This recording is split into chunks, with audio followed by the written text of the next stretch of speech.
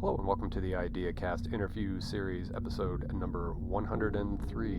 My guest in this episode is Dr. Weston J. Robbins, president and founder of Eternal Strength Center for Radical Youth Work.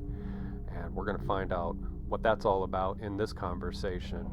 And I hope and aspire that if you enjoy this conversation as a viewer, have as much as I did as the interviewer, you're going to have a good experience here because I really enjoyed this conversation with Weston. We met. I reached out to him because he was doing a talk on some things that I found interesting in the field of sense making and meaning making, and we're going to explore that too. So I hope you enjoy this, and as always, I'm grateful to you for coming here and listening to these amazing guests that I host. Thank you so much.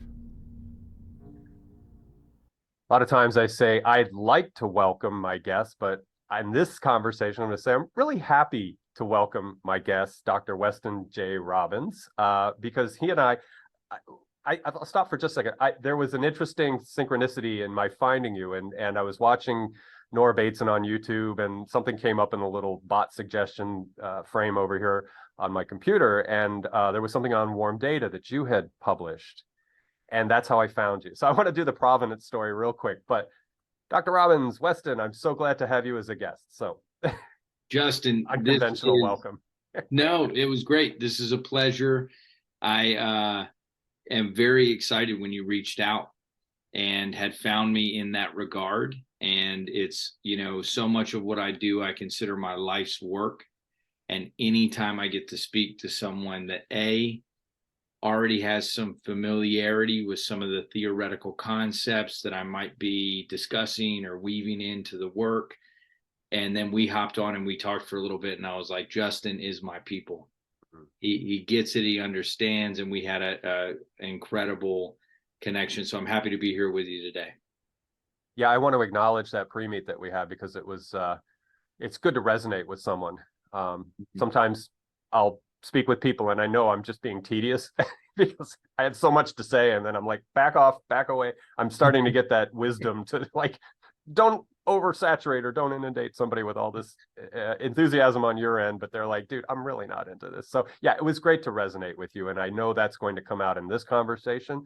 Also, without being any further negligence on my part, welcome YouTube audience. Grateful to have you all here. You're that third entity in this conversation, albeit somewhat passive, but you can always comment down below. There's going to be contact information for Weston, and you're here, you're part of it. So please consider yourself welcome co-participants in this conversation.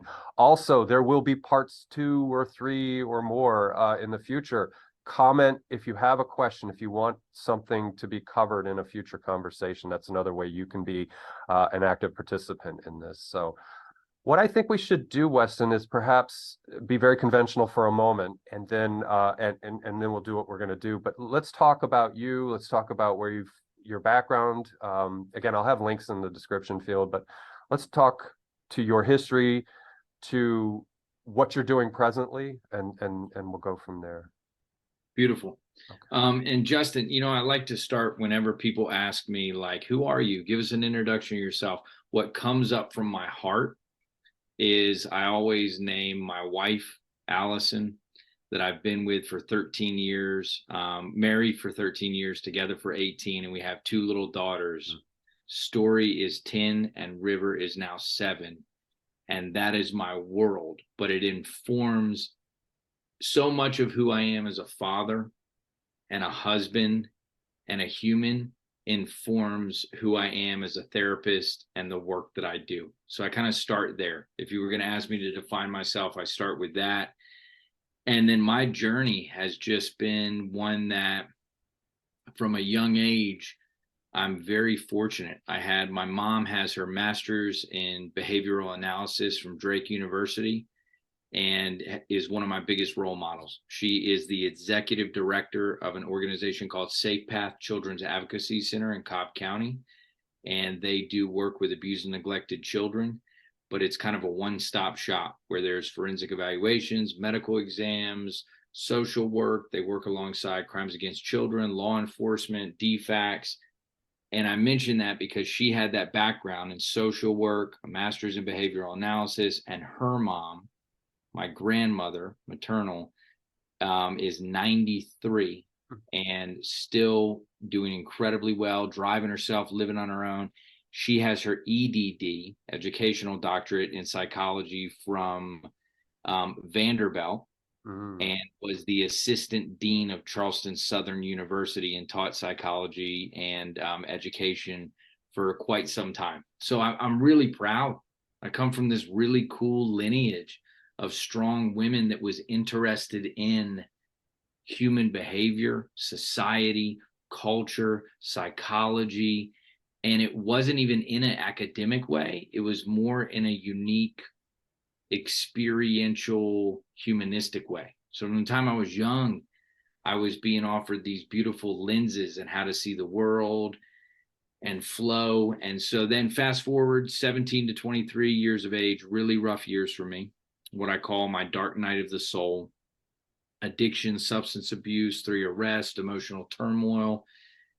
I look at it and I think I was just lost, disillusioned, really rebellious, tons of risk taking, sensation seeking, and combine that with a little bit of nihilism, and you get, just this rage. And so at about 23, my soul was just tired. I was ready to move away from self-destruction and to move towards some type of growth. So I poured all my energy back into music and art and my own healing. And I did a lot of that as I started to pour my energy into my study. So did my bachelor's from Georgia State in psychology, did a master's in community counseling, did an internship at a psychiatric hospital called Peachford, and was fascinated.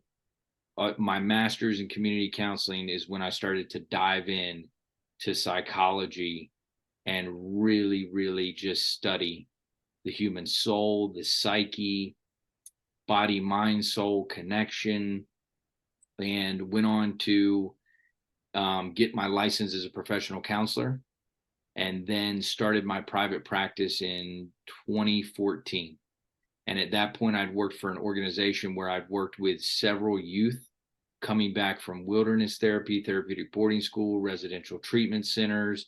And I was doing a lot of relational humanistic work as a therapeutic mentor for a company called Vive Family Support Program.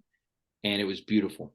Went mountain biking, hiking, rock climbing, got to do all these really unique experiences with young people to be able to build trust and connection, and then do more depth psychotherapy and mentorship. And so fast forward to 2014, and I start to look at PhD programs. And I'm looking all over the country, different clinical and counseling psychology PhD programs. And Justin, I got really disillusioned. Again, I was frustrated with the myopic understanding and study of psychology in a lot of those programs. And so I came back to the drawing board and I said, maybe I'll just go get my doctorate degree in philosophy. That interests me more. And my wife said, you need to go revisit that one unique program at the University of West Georgia that a couple people told you about, even though it's not standard accredited to become a licensed clinical psychologist. It sounds like your heart gravitated towards it. Go visit that again. And I did. And that is where I ended up doing my PhD.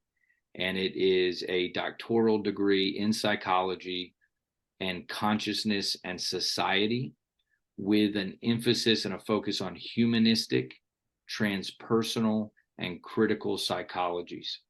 And so from 2014 up until 2021, I was in that program, finished the coursework. But just in the entire time, I dived into private practice. I was starting to see clients 2 days a week, 3 days a week, 4 days a week. I had 3 different offices. They all grew in size, and this was feeding my soul. And the population I was working with was youth, anywhere from 10 years of age to as old as 25. So really youth, adolescents, teens, but then also a lot of young adults and emerging young adults. And it was beautiful because I saw their heart and their soul. And although I understood clinical diagnostics and pathology, I wasn't seeing that first.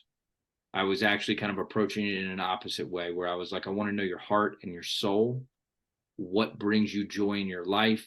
And then we can start to sit together and kind of peel layers of what different deficits or challenges you may have.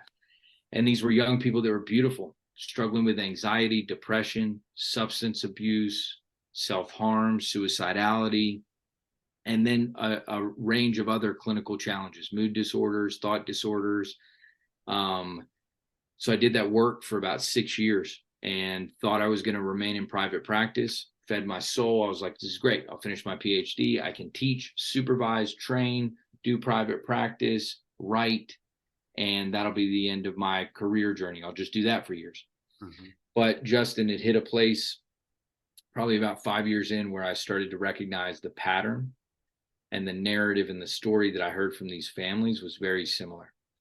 And they were going through what I consider now to be the mental health treatment system, which is an industry. And they were having stays at psychiatric hospitals for stabilization. Then they'd go into a PHP, partial hospitalization or intensive outpatient. And then they'd come into, end up with an educational consultant and maybe do a wilderness program, a residential treatment, and then back home. And so it grew me to this place where I started to ask the families and the young people, you've been to all these different programs, you're still struggling. If you could build a program, what would it look like? If you could go somewhere and do holistic therapeutic healing, what would that space look like? And that was the earliest seeds of Eternal Strength. So in 2020, January, I found an 8,500 square foot space over in Alpharetta. Still remember the day that I drove out here, looked through the windows, and I said, I think it can start here. And we opened the doors April 13th, 2020. And Justin, the last 3.5 years have been the craziest journey I've ever taken. Started with a team of 4, grew to 17. Now we're back to 10, served over 400 families. We got 54 current families, as young as 10, as old as 25, and we have built the funkiest, most creative, experiential community youth center that has mental health therapeutic support available. And the thing I'm the most proud of is we're growing our nonprofit leg, which is called Cosmic Lamb. And last year we were able to scholarship families and do over $93,000 in therapeutic support services scholarship to these families that can't afford. This year we're on par to double that. And so this is my life's work. And in the mix of all that praxis, on the ground, hands-on therapy, I'm still a nerd and a geek at heart when it comes to study and the human psyche and theoretical concepts that open my mind. So that's where I was weaving in Nora Bateson's work, her father, Gregory Bateson, the French philosophers Deleuze and Guattari, Gilles Deleuze, Felix Guattari, even the anti-psychiatry movement of the 70s and humanistic psychologies. And that always invigorates me, always inspires me to push the field of psychology and psychiatry, and to disrupt it in a way that's moving it always back to true ethics, integrity, and humanistic care. So 41 years old, president and founder of Eternal Strength, got my LPC, rocking a small private practice, and trying to be a good dad, a good husband, and do something that I believe in. Laudable, admirable. the finishing sentence you had, I'm going to just reflect or mirror that back to laudable and admirable, that we are, as creators of our life and reality. And reality, I'll contextualize by saying, what our intentions and our voice and our actions produce, and that again speaks to something that I think the species is starving for, if I could say something that radical. Yeah. Now, where do I start? I want to first, let me ask what Cosmic Lamb means before I start rambling. Yeah. That's a great question. I was doing a lot of dreaming Okay. when I first opened the center. And that's what created the center was this, I'll even call it manifestation, even though I feel like that's an overused term. It was really starting to envision what was possible. And several years ago, I remember sitting at the kitchen table with my wife and just crying and saying, I just wish that I could walk through the world and provide people with what they need without having to worry about money. And you know, I couldn't ever envision myself growing a business and creating another large, big business conglomerate in the mental health industry and ever being happy. I knew that my soul's mission was to impact the system, make positive systemic change, and to be able to get resources to families that can't afford them. And so I started to think a lot about, my wife reads a lot of spiritual text, has a much deeper understanding of the Bible than myself, but I align with anything that walks with Christ consciousness, Buddha nature, Krishna consciousness. But I started to think about Christ consciousness a lot and who Christ was, and that idea of giving with absolutely no expectation of anything in return. And I started to think about the lamb, the sacrificial lamb. And so I was asking my wife, like, what's the whole thing with the lamb? And why do they call, Christ the lamb and the sacrifice? And what does all that mean? And then this idea of cosmic, unitive consciousness, what I like to call the plane of immanence, Spinoza's immanence, this creative life force that is living and breathing and gyrating in everything that is in existence in this plane. So when I combine those two, I just came to me. I was like, the cosmic lamb for me is a full representation of how can we give and not expect anything in return. And so that felt good for the nonprofit. The sole purpose of providing sacred space and doing that without being worried about monetary gain. Okay. Thank you for that. And in your describing cosmic lamb, I'm trying to sense make on my end. And so I'll go deeper into the Abrahamic tradition and think about when lambs were sacrificed to Yahweh or to God, or, the Abrahamic God, and that you're giving something of great value to you as a devotional act and a reciprocity and what I would call relationality.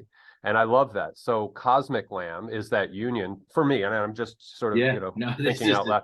It is the union of the cosmos, and what can you give? What can you bring forward?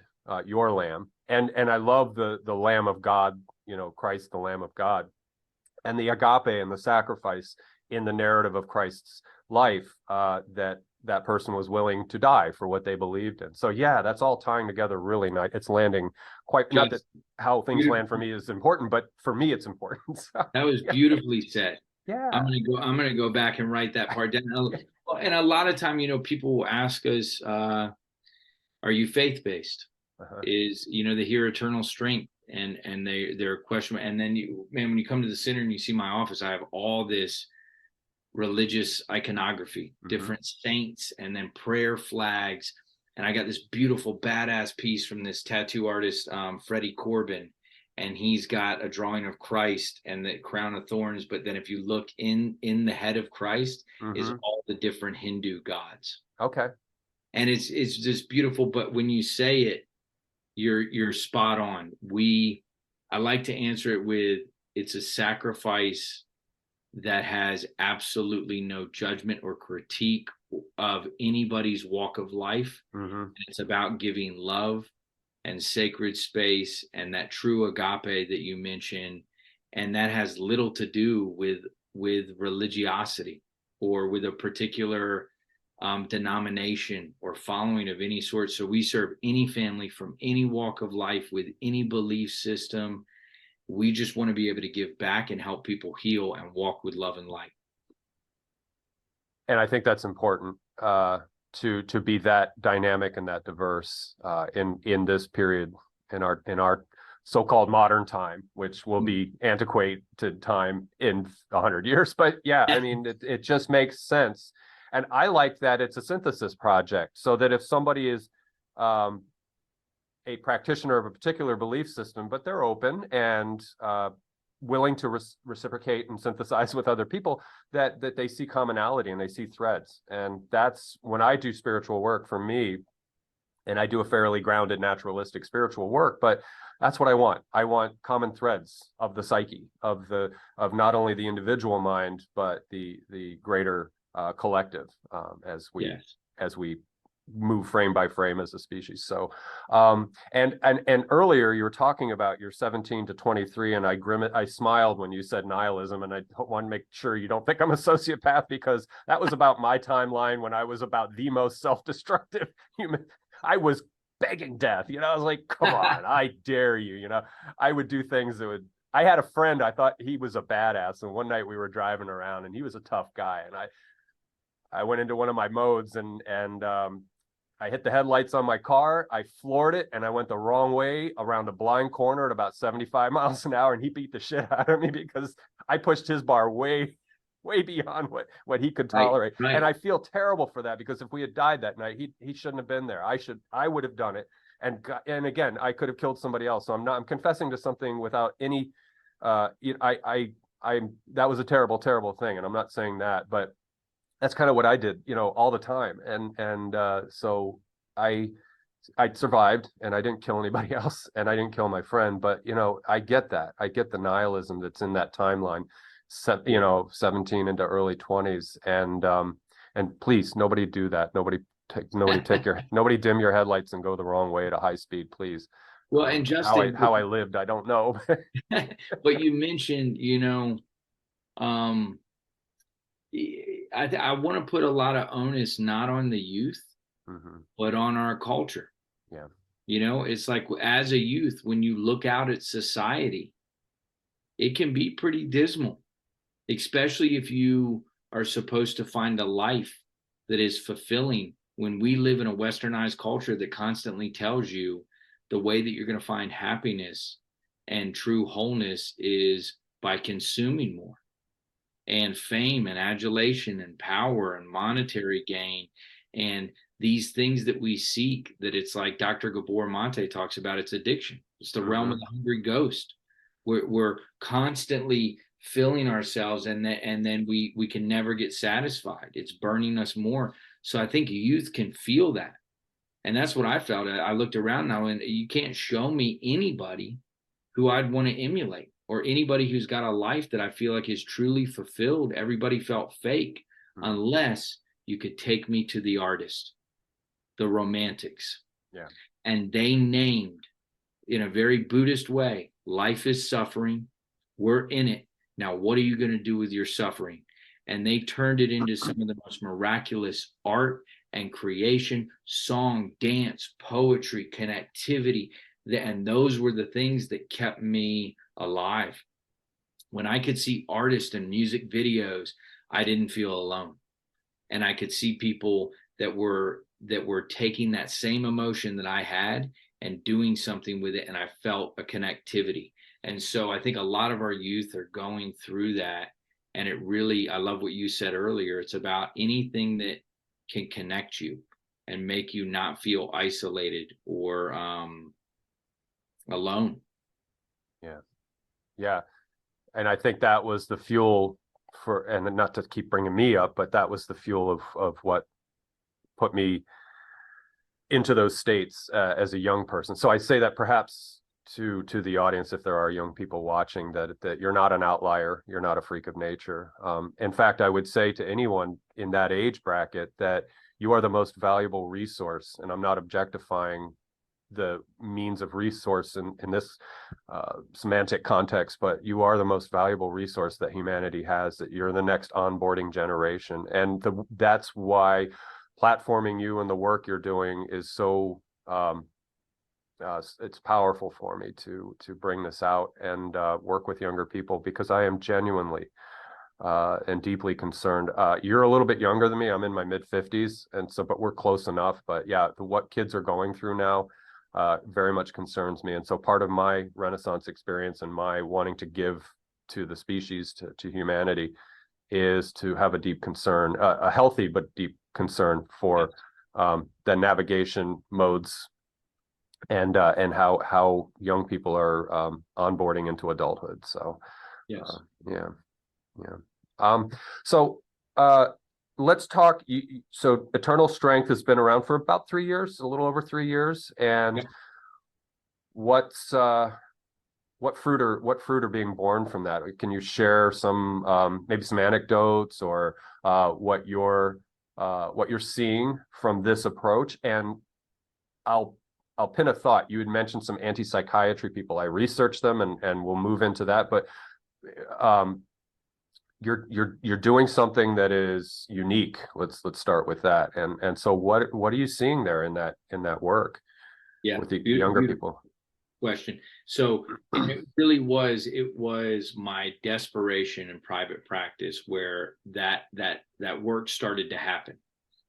So young people, I get these calls from these parents and they say, look, got your name. They say that you look crazy. You're covered in tattoos, but everybody that gives me your name says you're the guy. You're an incredibly competent clinician. And if I got a kid that's struggling to do therapy, you can do some unique stuff.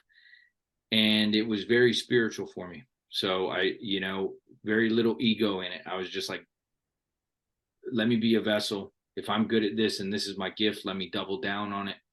And so young people would come into my office and would really, truly open up. And parents would call me in tears and they'd be like, I don't know what you did, but my kid wants to come talk to you again. So Eternal Strength for me felt like a way to give back, because I wanted to create more for these youth that had changed my life, that had made me find my purpose, because me connecting with them, sharing about my own journey, gave me an increased awareness and purpose. And so it was, what we're seeing at Eternal Strength is that times 10. And now I have a team. And I always said I have to build a family to help the families. And that was very hard to do. I'll be very honest with you, Justin, to build a team that understood how we were doing the work in a co-collaborative way with youth and with the families we were serving, to focus on mutual liberation, is very antithetical to anything else in the traditional dominance hierarchy that exists in all of psychology and psychiatry. And so I had to do a lot of psychoeducation with my team and with the families that would come in, because they're so used to being analyzed, dissected, diagnosed, put a treatment plan in front of them. And it's borderline abusive and neglective, in my opinion. So I was watching families that would go through different psychiatrists, psychologists, licensed counselors, do all these treatment plans, get a formal diagnosis, start the traditional medication of what they were told, and still just be struggling just as much, or even have it exacerbated more. And the healing that I saw that was taking place was when these young people felt heard, seen, embraced, and could bring their passions into their therapeutic growth work. So some of what we're seeing is these young people come in. Of course, we got this 8,500 square foot space and it's funky. Like, we got all types of art all over the walls, a full ceramics room, a full music recording studio, rec area, 2 different pool tables, a ping pong table, a full gym. We had a skate ramp in the backyard, but the kids decided they were done with it. So we chopped it up and turned it into firewood. And we're doing so. And you can feel the energy of it. Is you get these young people that have been in the mental health system, and the parents are going, we got to do something. We got to get you support. And the kids going, I don't want to do anything else. I'm done. And every time that the parents will get them in the front door here and we do a 90-minute initial, Justin, it's magic. These young people go, this is awesome. I want to be here. I can feel that you don't have a hidden agenda. I'm ready to come up here, and I'm actually excited to be up here. So we're seeing that on a daily and weekly basis. And that is what keeps me going. No matter what difficulties or challenges show up in running the center, in the interpersonal dynamics, in building a culture and a team, in the business aspects, P&L, cash flow, KPIs, marketing, outreach, all that stuff. For me, I'll jump those hoops all day, every day when I see a young person go, this is the coolest place I've ever been to. And you are the first people that have really seen and heard me and understand my journey.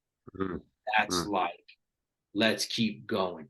Yeah. Because I know that's what's needed. And so it really is, it's beautiful in terms of young people being able to come alive and share their voice. And then when we find we do that on the front end, then all of the other processes happen. So anxiety, depression, self-harm, suicidality, internal thoughts, feelings, emotions. Once we build connection and trust, and these young people see there's no agenda, then it's like, man, we're talking about life together. And not only are we talking about life together and the trials and the suffering and the pain and the difficulty, but we're also talking about co-collaborative solutions that we can focus on together to help one another walk the journey of development. We're not different from these youth. We're all fighting different demons and challenges and, socio-cultural stressors and the economic system and capitalism. We're all under that umbrella together. So to me, the true youth work is we're joining with one another and starting to come up with unique and creative experiential approaches to doing what I would call common political purpose, even really kind of joining and saying, what are our morals and values and what do we believe in? And more so in a idea about basic rights and human dignity and identity and peer relationships and connections. So it's amazing. It's almost overwhelming at times. But when I slow down, Justin, and I think about eternal strength and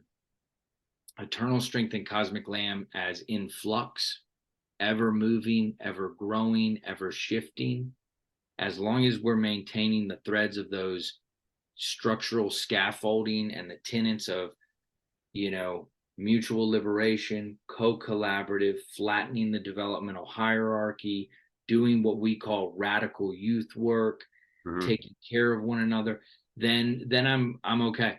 I know that whatever it needs to grow to, it will in the way that it needs to. But we're doing all types of funky stuff, man. Zines and quarterlies, art shows. We're having a huge fall festival next week. And a lot of that is very collaborative. It's not like our staff is sitting there going, what do we need to do? We're working with these young people and their voice is now a part of Eternal Strength. When you mention this collaborative or this collaboration with the persons who are with you, the youth, I want to say it was Patricia McWilliams, but I may be butchering the name and I can straighten that out in the description field. But there was a quote in her interview and she was talking about pathologies arise from an absence of sense making by way of ritual. And what you described to me, again, my little gears, I'm seeing sense making by way of ritual in confluence with aesthetics, the arts, expression, music, creativity. So hats off to the therapist whose name I probably didn't remember correctly, but she said something that floored me a few weeks ago or months ago, that pathologies manifest as a result of absence of ritual in the sense making process, and sense making can have shadow and light, and so what you're doing is you're shining the light of sense making through ritual, through aesthetics, through the arts, through that channeling of what's inherent in all of us to then have the space created and the framing created to do more of the nuts and bolts therapy, or however that's best said, to do the actual work. Said. And Justin. oh yeah, I mean, I'm just in awe of No, what you're, but what you said, hey, that sounds a lot better than we're just hanging out. yeah, which I like too, right? Like I'm still like But 18 in here somewhere. So like shooting pool and oh yeah. Yeah. but when you I'm sorry about the skateboard ramp because I liked skating as a kid, but well, and hey, if they want to. we're gonna get another one that's got some good Okay. like composite board and doesn't because Oh, it okay. was just rotting and the Oh, plywood. Yeah. yeah, that makes perfect Um, sense. yeah, it wasn't like a perfectly good Perfect. skate. I thought it was like an anarchistic moment where we're like, hell no, man, down with skating, and I'm good with that too, right? Like I No, love that kind of thing. But then like my little skater heart was like, oh, yeah, but I that's mean, good you're rebuilding. you name it, Justin. Like sense making and ritual, it really is in so many ways. Um, but the way I believe that it happens with youth and it happens in an authentic way is when it's not a worksheet. It's not a structure. It's not a doctrine. It's not a workshop. And you watch youth when they see that stuff come out, it's like you're not seeing them. You're not interacting. It's not alive. It's Yeah. got to be alive. So even if we were to have a weekend workshop on sense making and ritual and how it pay, like no, it happens when you're playing pool and that young person goes, oh, that's a cool boombox, let me play you this song, and they put on a song and you go, no way, I used to listen to Deftones, do you know Tool's about to come into town, man, did you know that the lead singer of Tool also played in this band A Perfect Circle, have you ever Right. heard of that, let me play you this. Like now you're joining worlds. There's an organic connectivity that starts to magnetically move towards one another that feels real.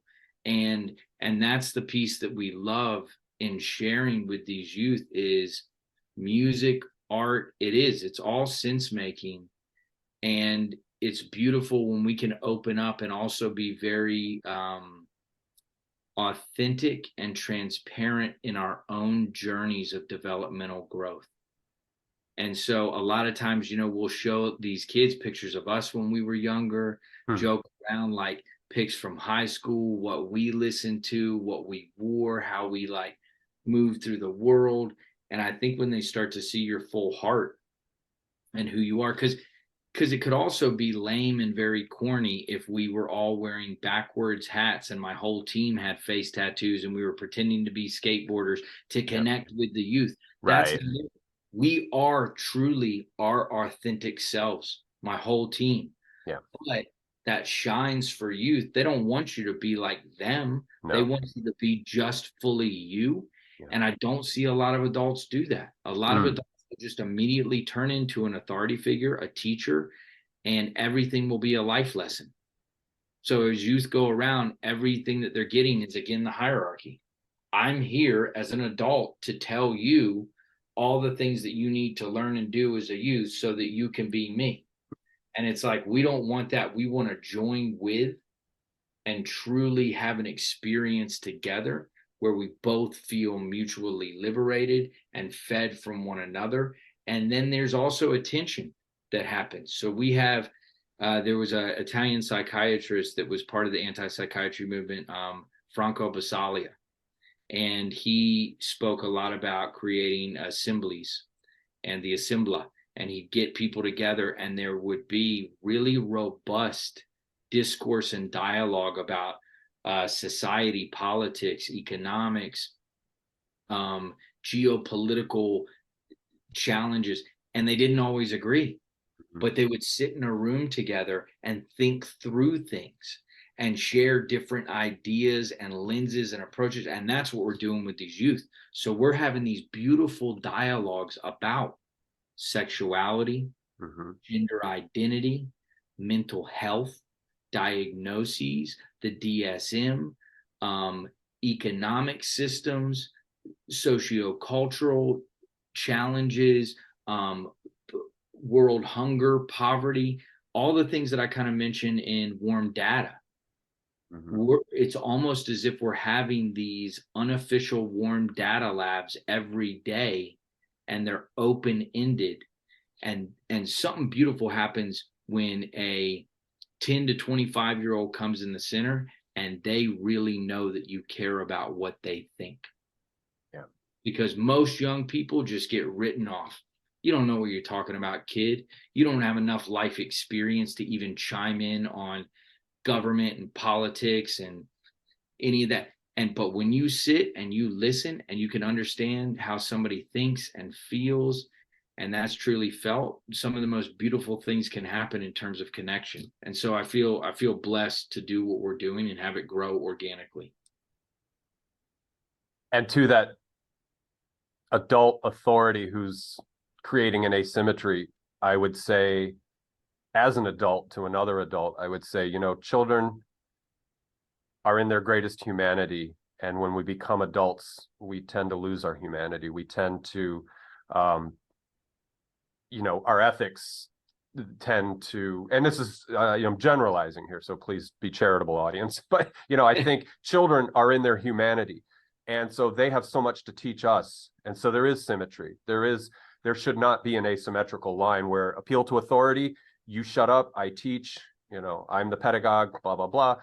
Yeah. And everything has to be qualified in that, and we have to be careful. But yeah, there's so much we can learn. And we can also, like in transference, countertransference, when we are dealing with children, what is being drawn out of me as an adult when I interact with a child? I'm sharing that projection mirroring or transference process in a holistic way when we're in good faith together. So there's so much richness there that you've described.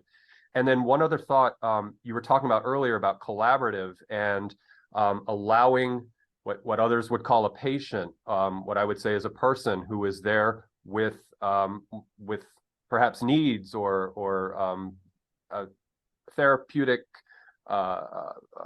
whatever the nice way of saying what the clinicians would say as a patient who needs therapy, is that I think when we had our pre-med, I had mentioned Dr. Sarifa Tekin, who had been at UT San Antonio, and she was working in advocacy, trying to get the DSM to open up to aggregated empirical data from patients, from people with personality disorders and psychiatric conditions to contribute to the DSM if there's ever a 6, and say that, like Wolfinger said, the plural of data, the plural of anecdote is data kind of thing, and to contribute to that. So you're doing that with the youth, and that's so valuable, right? Because it breaks it breaks the asymmetry where they are contributing to their own therapeutic modality or systems that they're engaged with you as being more of a gentle guide or a gentle hand that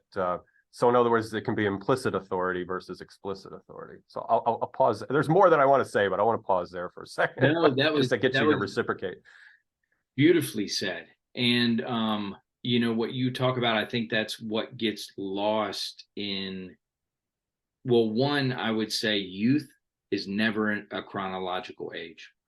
I use the term youth. When I say radical youth work, youth is a state of being that any human being can tap into and attune to. So when you so beautifully speak about chronologically, developmentally, we get to a point where everything becomes, it's the been there, done that.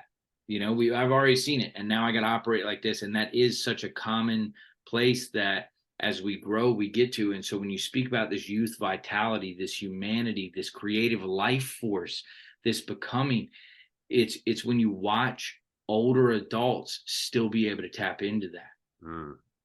And it is very disheartening when you watch older adults get to a point where they can't anymore. And so I think there's many things that young people can teach old people, and old people can teach young people, and that idea of fluid intelligence versus crystallized intelligence, because there is so much that you learn through age and experience. But when it comes to youth, youth is a feeling, youth is an energy, and youth is an opening, and it's a becoming, and it's not a closed door, and it's curious, and it is an exploration. And so that is what we want to enter into with that young person on every level. So let's be curious and explore collaboratively together depression. Let's be curious and explore collaboratively together addiction or attention deficit disorder. Like, instead of, here's what it is, I'm going to tell you what it is, I'm going to define it, and I'm going to teach it to you, and I'm going to tell you why you have it and what you need to do to get rid of it, which is, I feel like, the bulk of the psychological arena is really the medical professional who is the expert on the psyche and is telling you you have an illness and then providing you a cure. And why do we still see so many people struggling and suffering? I think the true cure is collaborative, is joining with another, is feeling seen and heard, and is being able to, as you said, create a unique space of purpose and meaning and sense making through ritual and community and collaboration. And so it's an honor. I mean, I don't know who I'd be without these young people. Justin, they saved my life.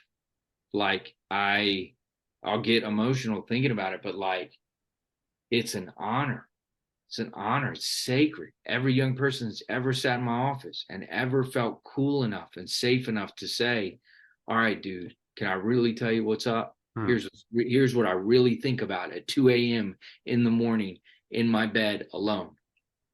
Like, that to me is like, I feel like it is the most sacred thing ever.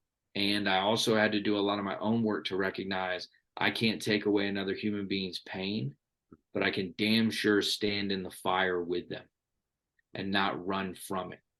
And so I've learned so much, and it shapes so much of my being and who I am.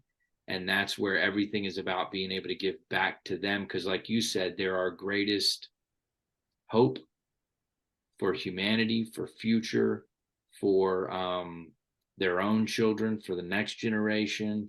It's like if you can reach one, teach one. Yeah. That cyclical, and so it's been this beautiful, beautiful journey that even at the times where it's the most difficult, that's the thing I go back to, is the why. And that's always the why. Yeah, it's a powerful single word question. Yeah. So to go on a brief tangent, and then I'll get back on the rails. You mentioned Tool earlier. I finally found value in artificial intelligence last week. There's this fetish out there where people take Plankton from SpongeBob SquarePants and they match Plankton up to Tool songs.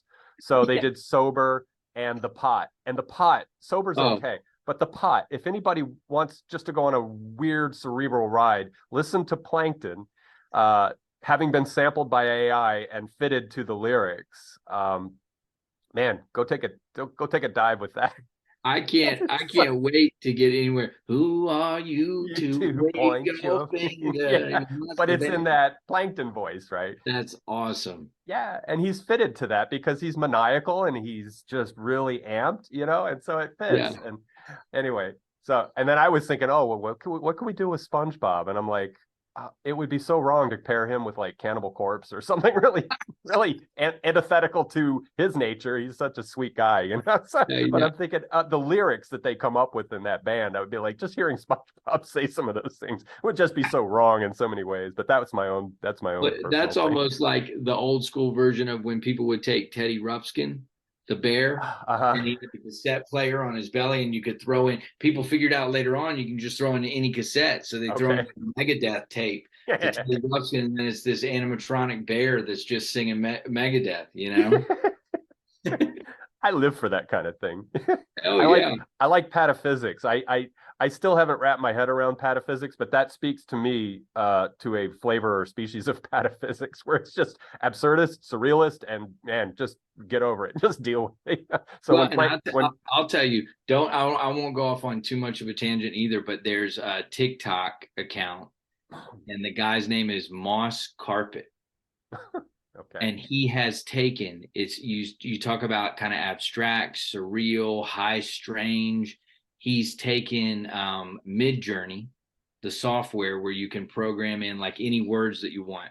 Okay. Like fat pigs flying in the sky wearing unicorn horns, and Mhm. it'll in a Renaissance painting style. Okay.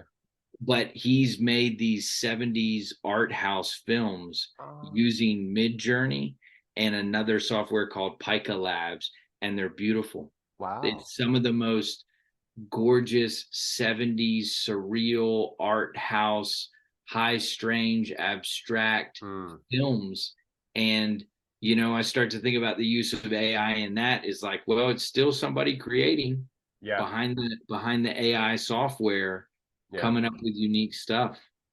Yeah. Yeah, it's just another iteration of extended mind, in my opinion. And of course, it's going to have Yeah. shadow and light, and we can dream up all these dystopian fantasies about what might happen. And I don't buy into the singularity, but I would in a very abstracted sense, but not in the way most people are framing. There's not going to be a set of silicon, in my opinion, of course, that are going to suddenly have feelings, you know. But Right. in a more expanded sense, I could grant it some of that. But so anyway, apologies for the tangent. So I want to go back. I pinned something a moment ago, and we have been instantiating, I think, anti-psychiatry in this conversation. But I want to maybe you asked me when we had the pre-meet. I had to go look up. Didn't have to. I wanted to go look up Lang and Meyer, Ronald Lang, and was it something Scott Meyer? And I took a little bit of a dive into their work, and so I'm again in our having had our discussion thus far, I'm seeing that how they inspired you and how they sort of took these sort of 180s from convention. So let's speak to that a little bit, and again, bring it back around to how it's being utilized in your system, in your scheme. Yes, absolutely. So let me start with Dr. Hans Scott Meyer, Okay. who I consider a mentor, a friend, a colleague. He was him and his wife, Dr. Kathy Scott Meyer, were my dissertation committee. That's right. You Um, mentioned that. Kathy was the chair, and Hans was one of my committee members. And they're a married couple, and they have written extensively on radical youth work for years, on youth work in particular. And when I first met Dr. Hans Scott Meyer, I didn't like him at all. Hmm. We would have conversations. I joke with him. I told him this the other day, and he would say these things that just really challenged the ontological fabric of my narrative Okay. in a way that I'd be like, I just wasn't ready to go there. I was Okay. like, I built a structure that felt pretty safe in how I saw therapy, in how I saw mental health, in how I saw psychology, but in particular in how I saw therapy. And he was really challenging to that. And so he brought all these kind of different explorations and critical psychology lenses to so much of the field. And it took a little while, but every time I'd have conversation with him, Justin, I'd have this robust conversation. I'd leave, I'd be like, man, he doesn't know what he's talking about. I don't agree, blah, blah, blah. And then it would sit and seep. And about a week later, I'd be sitting somewhere just having a coffee, and I'd be like, son of a, he's right. Yeah. He's so right. It's not even funny. Okay. But it would just take me a while to get to it. So he's written several books that are incredible. Mm. Um, Youth Culture and Creative Life Force, a pivotal piece of his. And then one of his most recent pieces was Literature and Anti-Psychiatry. And he talks a lot about R.D. Laing and the family system. Mm. So my exposure to R.D. Laing, R.D. Laing, was really through Hans. And then Okay. I started to go do some of my own research, and I read several of Lang's works. And they actually made a movie about R.D. Laing called Mad to Be Normal. Oh, I'll have to look at that. Brilliant film, stays very true historically of Mm. everything that R.D. Laing did in the field. And Kingsley Hall was the house that he created in London. Okay. And he was very focused on working with schizophrenia. And his argument was a challenge to the medical model that was looking at pathologizing, dissecting, and medically treating hallucinations, delusions, thought disorders, splits from reality. And so he literally created a house, had a couple other colleagues. They lived in the house and they would bring in individuals that were struggling with a break from reality. And it was an entirely humanistic approach. They would eat dinner together, they would commune, they would live together. There were challenges, but it caught a huge controversy, especially in the mental health field and especially in psychiatry, where he was challenging, he was speaking to a lot of organizations about, as soon as we begin to medicate an individual that is struggling with a thought disorder or a break from reality, we lose the baseline of who they even are and how they're experiencing that quote unquote psychosis. So he was very adamant about humanistically and relationally connecting to understand the interiority and the inner world of this individual, rather than saying what you're doing is not normal and we need to treat it and we need to stop these delusions or hallucinations.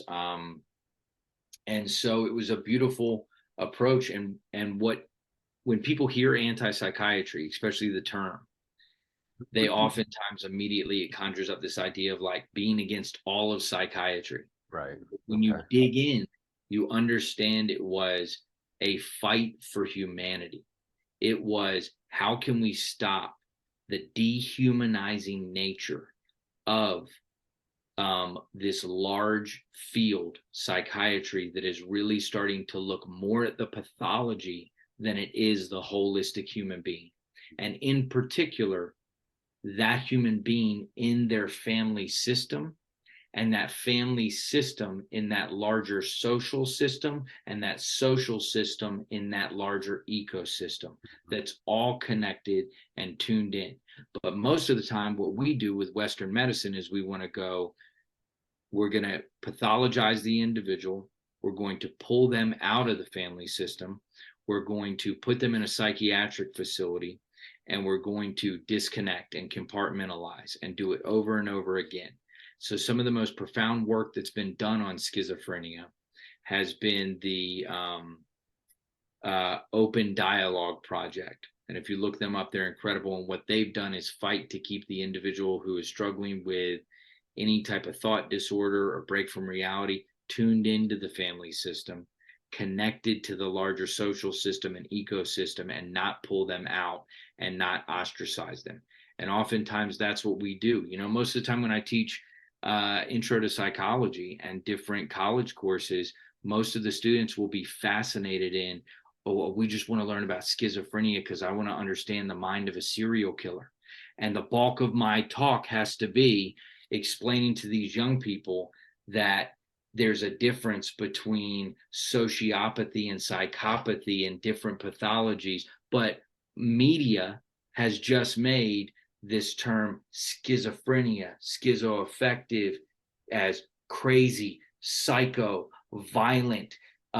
We've already done it in our narrative that has been embedded to so many people. And so to unpack that and recognize these are our brothers and our sisters, these are our family members.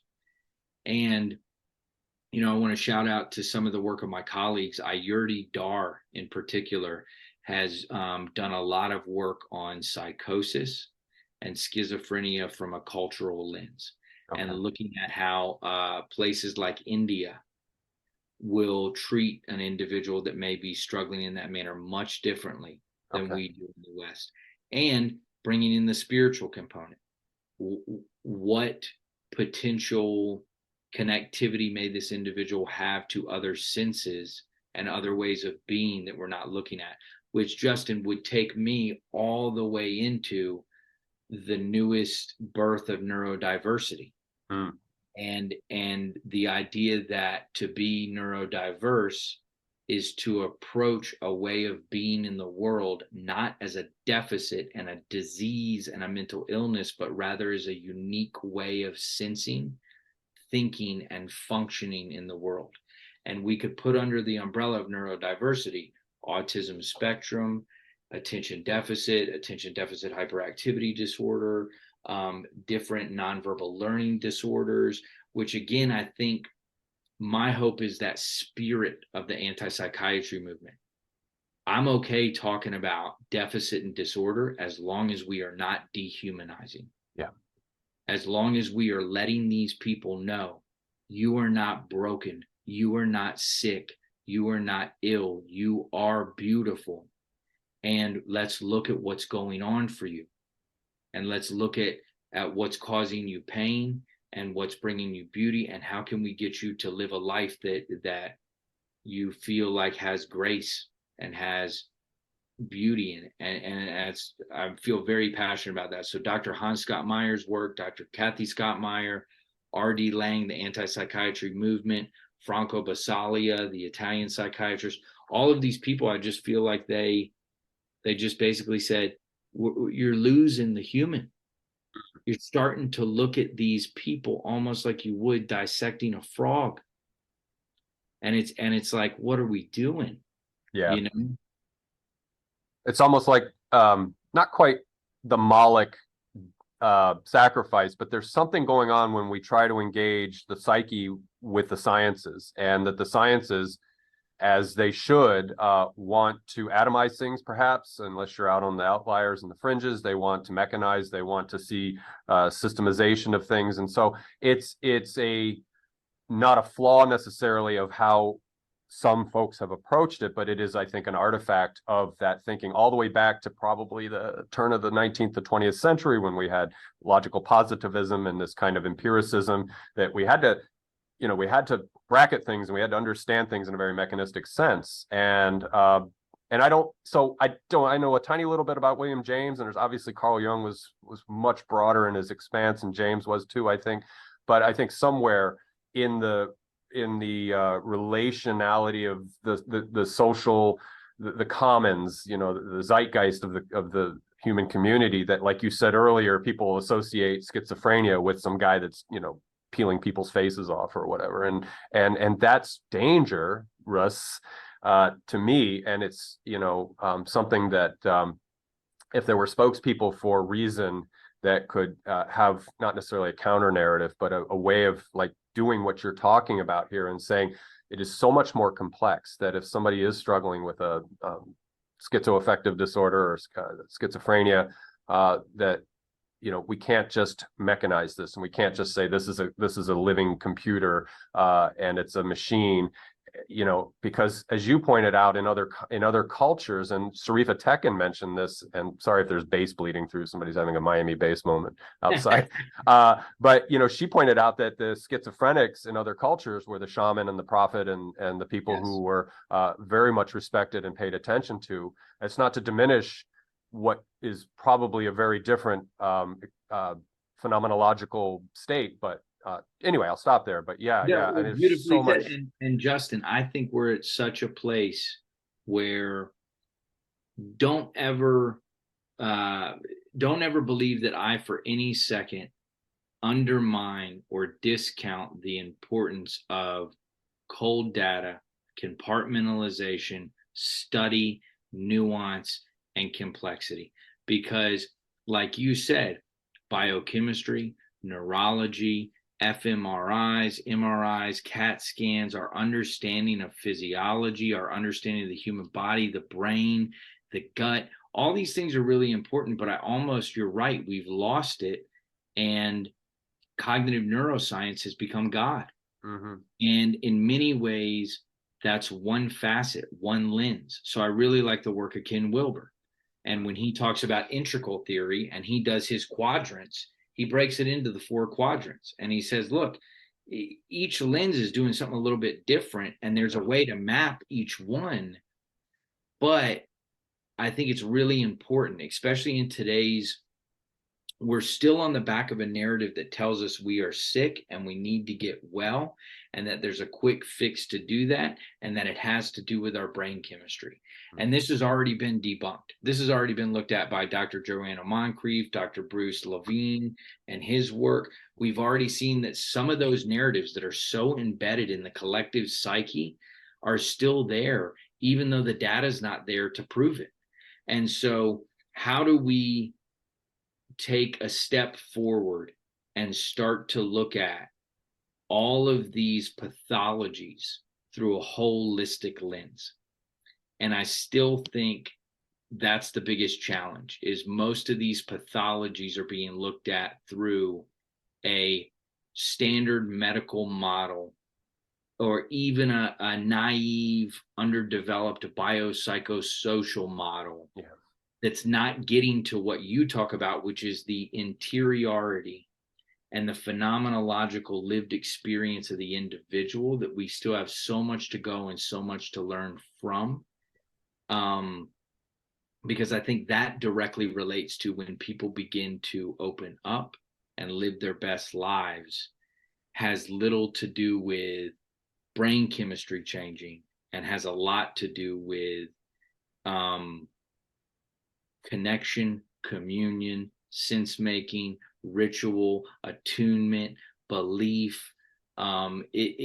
Gregory Bateson says most of us are governed by epistemologies that we know to be entirely wrong. I like Most that. of us are walking around and don't even recognize that the way that we learn and obtain knowledge is drastically different from how we think we do. And so I think it takes a revolution of sorts in big ways, a consciousness revolution, a spiritual revolution, an emotional revolution, a purpose, sense making, all those things are what make us want to live. It's what makes us have a healthy, holistic life, is when we feel like we're inspired and we're invigorated. And I just feel like so many people are looking for a formula, when in all honesty, each one of us is on the hero's journey. Yeah. And when we can find somebody else who goes, there's not a formula, I want to hear about your hero's journey.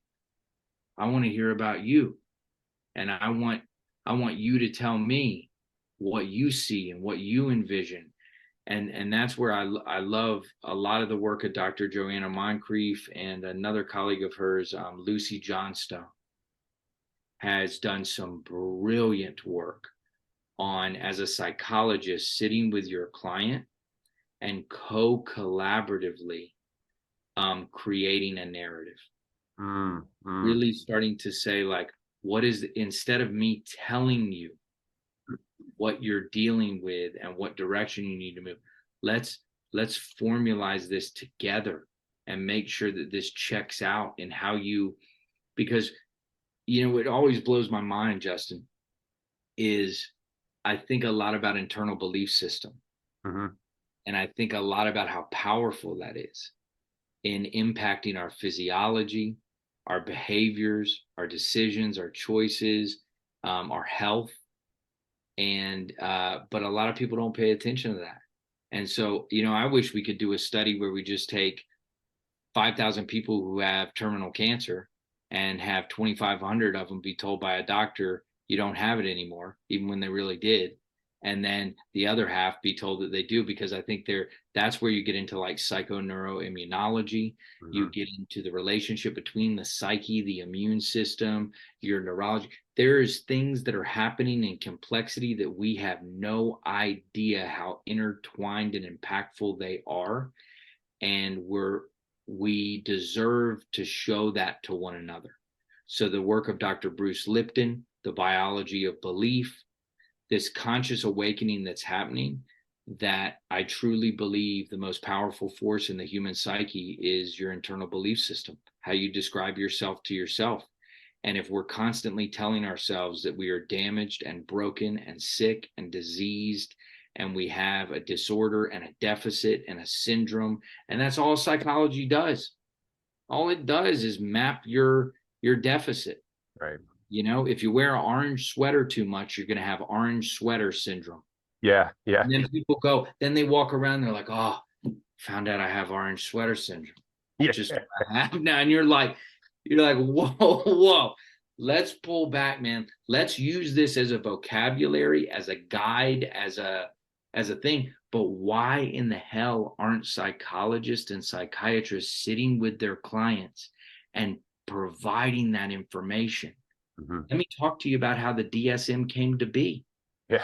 Let me show you who the board is that decides when a new disorder gets placed in the DSM. Let me take you all the way back to the different revisions of the DSM when they got it wrong. Yeah. When they Oh yeah. said sexuality was a disease. Yeah. Because then I think you empower people and you give them critical thinking. And now they get to the place where they don't just take any medical professional's word, but they go research for themselves and learn and grow. And that's what I think needs to happen collaboratively. I know that was a huge tangent. Sorry. Oh no, no, not at all. And I'm nodding along with you because yeah, and like you said, the DSM has a lot of room for improvement. It is a maybe a silver to gold standard of how we can like you said, we have to have language. We have to have reference. And I say referent with a T, you know, that there's a reference to a referent, you know, so we have to have these things, these models and these maps, because as you said a moment ago, all we have is that we could call it a narrative, or we could call it the construct of the abstract self. And the abstract self, this is Baudrillard's work on the semiotics, and others people's work could be invoked here, but just that it's like the Buddhists, you know, what is there a self? You know, and even some modern cog-sci people are like, there's no self, there's no self. It's all, and this is a, you know, a necessary construct. Otherwise, you and I wouldn't be having this conversation, and nothing would happen. But we have to. That's humiliating to me. I say humiliating in the humos, you know, the grounding. That's just so deeply grounding for me. That there is a physical beingness, but in association with that physical beingness is 54 years of construct of frame by frame, you know, whatever you want to call it, salience mapping and heuristics and all this kind of stuff, and psychology, psyche onboarding. So that's just so powerful and so grounding. Again, the humos, the humility in that. So I'll add that as an offering to what you've said, that there's so much at work here, and so like back to Bateson and one of her interlocutors, Dave Snowden, who talks about complexity, and that we have to be very careful with complexity, and not trying to, and I don't want to misspeak for Dave Snowden, but yeah, in listening to his work, it has to be handled very methodically but gingerly. And you can't, and scaling complexity can be a disaster. It's a combinatorial explosion, yada yada yada.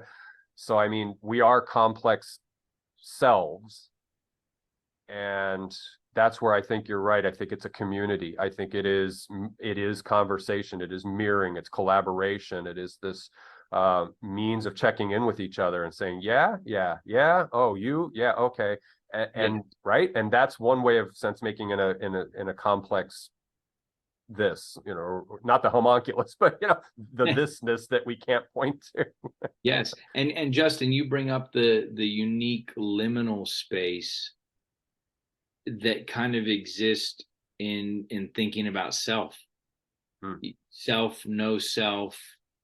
I think sitting there is important, because there's also a massive danger to the opposite of deficit pathology, which would be grandiosity, which would be this idea of, I'm perfect, I'm great, I'm amazing, I'm not this narcissistic feed that fights. So I don't think the answer isn't that we get rid of psychology and we get rid of psychiatry and we get rid of the DSM. It's just more of a balance. Yeah. And like you said, I love the work that you reference of how do we integrate unique case study and rich qualitative warm data into the cold data structure that we have, so that we can have more of a rich understanding of all facets of it. Yeah. And in speaking to a previous guest of mine, I think I referenced him in the pre-meet, is Greg Enriquez is trying a synthesis project to offer satisficiency to science, but nonetheless hold this other, as you said, there's this space, and it is liminal between empirical observation and testing and repeatability and all these things, but it has nothing to do with deeply abstract nature of that self that forms, that emerges, or however, or that there's both emerging and supervening values. In fact, all the I mean, it's just we got to slow down and realize that we're just dipping our toe in the water. And but again, it is absolutely necessary to correspond with science, and absolutely necessary to use the discipline so that we don't open up a door for buffoonery and silliness and things like that. So totally not negating, attempting to negate that, but it's a delicate balancing act. And I think there are good faith actors out there who are trying to make sense of cognitive science, neuroscience, and psychology through that lens of being human and being a co-participatory element in that understanding. And like you said, I think collaboration. But it's got to be good faith practitioners that are deeply holding up a code of honor to ethics, to integrity, to humanistic growth, because in our current world, you get predatory, malicious, harmful practitioners in every field that all they care about is monetary gain, and it has little to do with ethics and client care. And they'll use any means necessary in terms of diagnostics or whatever they can sell you. Everything becomes a commodity. It becomes co-opted. It becomes bought and sold. And I think a part of our humanity recognizes that true connection, you can't do that. Like, there's got to be, we have to offer ways of healing that have nothing to do with buying and selling product, and have everything to do with connection and attunement and learning from one another. Very warm data. Yeah. And we didn't even come on to the aphanopoiesis or aphanopoiesis yet. So maybe that's a teaser for part 2, as we can talk about a coalescence to vitality by unseen means, which is kind of what we're teasing out here, is that we have to have this coalescence, maybe not necessarily towards vitality at first, but towards a baseline of well-being or something. We'll figure that out. But so what I'd like to do is, we've actually gone an hour and 20 minutes, and we said we'd kind of look at each other at an hour and 20 and see where, if I think we've given the audience a lot to consume. I feel great. So what I might ask is that if you have any parting thoughts or words for our current audience, and something perhaps to set us up for another get together in a few weeks. Beautiful. Justin, I just want to thank you. This is a beautiful opportunity. I think the only thing I'd share is just, I love when you said slowing down. It made me think a lot about some of the mystics, and Rumi kind of saying, like, you'll find everything you need alone in the field, alone with yourself, and just in the presence, going within and trying to find that stillness. I think there's so much rich wisdom in that, but we oftentimes avoid it. And I know even you and me, I'll hop online and I'll get sucked into videos and reading and absorbing and all this different stuff. But I think there's a beautiful thing that happens when you slow down and you kind of sit with yourself. And then I'd love to dive in next time and just talk about, I really do think it's important to talk about aphanopoiesis and somaticity, and the work that Nora Bateson is doing with warm data.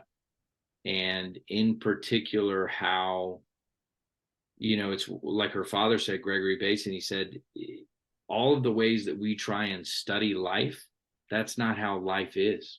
Life just is. And then we try to compartmentalize it and understand what it's doing, but it's in existence. And so trusting that existence, I think, is a beautiful thing. But there's so much we can talk about. I'd love to talk about that. And then I'd love to talk about Deleuze and Guattari's schizoanalysis. Yeah. And to the audience, and the link will be down below for your YouTube channel. You have some little shorter videos that speak to this. To Deleuze and to Bateson's work, and so I'll make sure that link's down there below, and that's a way to whet our appetite for another conversation. But Weston, this has been a really great conversation. I knew it would be. I was looking forward to it, and looking forward to the next one already. And like I said, I think, you know, as of the time of this recording, we're in the first week of November. So we'll grant a little space for the holiday season, but I'm going to make sure we're booked up for something in January, and I'll get us another conversation in the can, as it were, when as filmmakers would say, you know, and we'll have another round. And as John Vervaeke says, it's like dialectic into dialogos. Maybe we can open up some sacred space and get into that kairotic time. And we did here. I think we did. I think, you know, in their deep concern for the vitality and well-being of humanity, and not in a purest sense of those words, you know, I hope that shows up in the conversation for our audience. And I think it did. So I thank you for that. And I thank you. An honor, a privilege, your channel, your work, this platform. It is truly my privilege. Well, we're working together. We're collaborating, which is what you do, and I appreciate, and thank you for inviting me into that space to collaborate with you. I appreciate that, because again, to repeat something I said earlier, I try to keep it as healthy as I can, but I'm concerned for our species, but I'm also concerned for the young ones, because they are the inheritors of the narrative, and the narrative right now, without judgment, is in need perhaps of examination. Maybe that's the right way to put it. Yes. Yeah. We can examine it in a healthy way, and from many perspectives, right? Many perspectives. Yes. But you and I will do what we can do. So, all right, Weston, I'll say goodbye to you after we stop the recording. To the YouTube audience, thank you guys so much, and look forward to a part 2, hopefully in a few weeks. It's again first week in November. We'll get through the holidays, and maybe about 6 weeks we'll have another episode up with Weston. So take care, everyone. Thanks, guys.